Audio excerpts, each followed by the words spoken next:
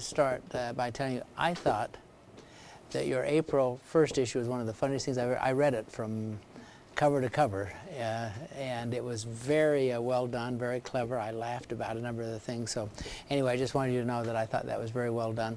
The Vanderbilt Hustler, what a name for a newspaper, a student newspaper, did a piece which was about 5 or 6 years ago on me, which was the week before April Fool's Day, and they had this. The headline was "Gee Dead," and my daughter. Someone called my daughter, and she was hysterical, and all this kind of. I said, no, you guys are much more clever, so I appreciate that. Although I thought maybe it was pressing of what they were thinking, but nonetheless, that's the way that it is. So let me talk about a couple of things, and we'll talk about any things that you want to.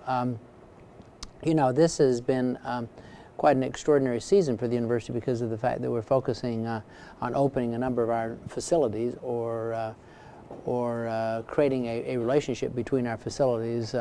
We just opened the new Student Union, which I think is an extraordinary building. We'll have the official grand opening this weekend, which will have a lot of events surrounding it. So I hope you'll have a chance to see it. But the thing that I enjoy about the facility, having been in it now a number of times over the last week, is the fact that it combines the history and tradition of the university, which I believe is important. I believe that there needs to be a celebration of that, but it also combines that with the feel of a thoroughly modern university. And the other night when I was there very late at night, there were still lines for people at Sloopy's and all this other kind of thing.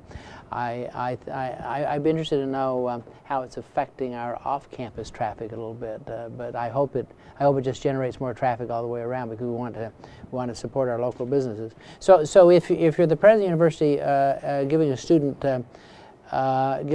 a tour, I would walk from the Student Union to the library, which of course, as you know, is one of the great facilities in this country, one of the most technologically advanced libraries in anywhere. It's a remarkable facility.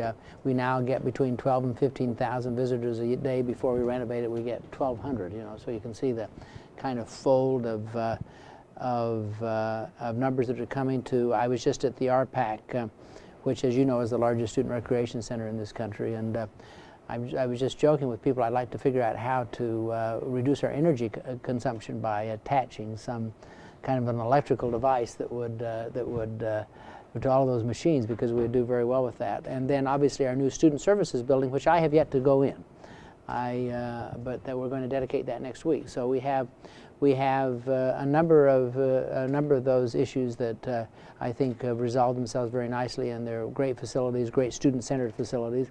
We're just starting on the renovation of our South Campus residence halls. As you know, we have this plan to do South Campus, North Campus, to create university-affiliated housing to move our freshmen and sophomores onto campus over the next several years. And so that project is starting. And if you go over to our academic medical center, you'll see that big project called Project One is well underway, so much so that we have a huge crane. I just noticed that today we have a huge crane out there, big holes in the ground, and we can hardly move around there in terms of traffic. Our semester conversion is in the early stages, but nonetheless, I just read the report. They sent out a monthly report from the provost's office. It seems to me like it's going quite well, but that is a project that will not become fully developed until we've started in 2012. The committee has recommended, and we've approved moving it up by one summer quarter into a semester, because of the fact that we frankly want to pressure test. Imagine if you have 1,000 students on campus, and plus our 8 or 10,000 at our other campuses, trying to all of a sudden get into the system without us having had a chance to test it. We would probably have some difficulty. So we're certainly doing that, and the continual consolidation of our College of Arts and Science is an enormous effort on our part.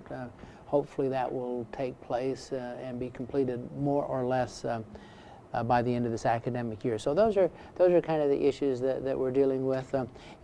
Externally, I've been traveling the state. I've had editorial board meetings. This is the last of my editorial board meetings. I've visited with all the major newspapers in the state, including the Lantern, over about the last 10 days. And the issue for us is support of State Ballot Issue 1, which is the Third Frontier program. This was a program that was developed under another administration, under Governor Taft in 2002. The voters supported it, a bond issue. The net result has been tremendous growth in terms of science and technology and relationships between the universities, our scientific technology community, and the business sector. It's a jobs bill. It's also an infrastructure bill. It's also a technology transfer bill.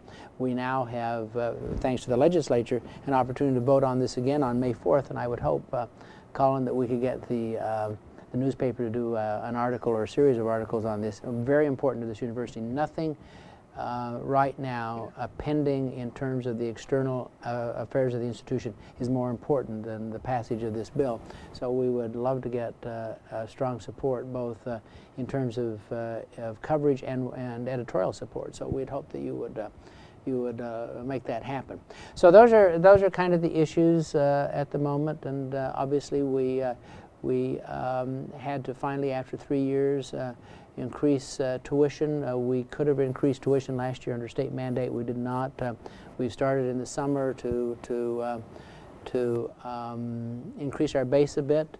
You take a look at the data, we are still, by any measure, one of the most competitive institution tuition-wise, and when one takes a look at quality versus cost, we're probably one of the best bargains in America. I feel very strongly that that is our role, though. Our role is not to raise tuition without making certain that we have support for students in terms of scholarship support, et cetera, and we will certainly cover that. We've made a pledge to the students of this university that if they come, if they're admitted and they come, then we're going to work very hard to make certain they can afford to be here, and I think that's very important. And so that will have to finally be approved by the Board of Trustees, but we have strong support both within the university and even among our political leadership for that. So